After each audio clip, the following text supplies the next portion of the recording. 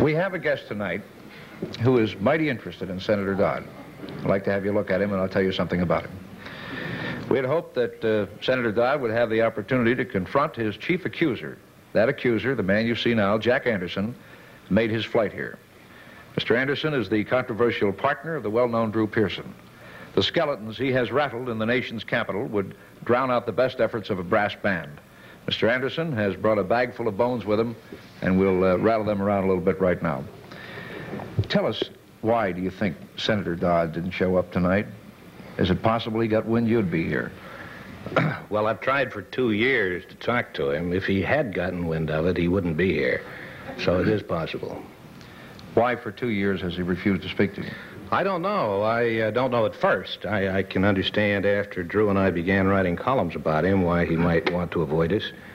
But even before that, I tried to talk to him, and I guess he was nervous.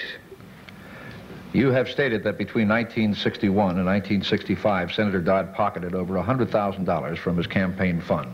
And I believe you consider that to be a conservative estimate. Yes.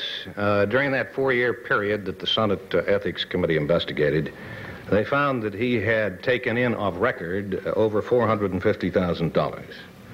Now, as nearly as we can determine, and we've done a pretty good check on it, he spent for campaign purposes less than $200,000. Now, he claims to be poverty-stricken. Yes, he does, but he lives like a millionaire. He has a home in Georgetown in the same neighborhood with Ted Kennedy and Averell Harriman.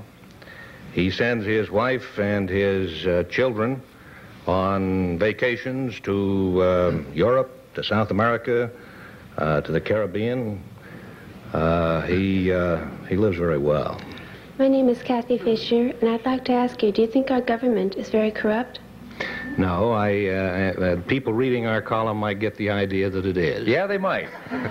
But I do think that in fairness, and I'm glad to close on this note if we're near the end of the program, that we probably are governed better than we deserve to be. Most of the people who go into public service do so because there's something in their heart and in their soul that cries out for public service.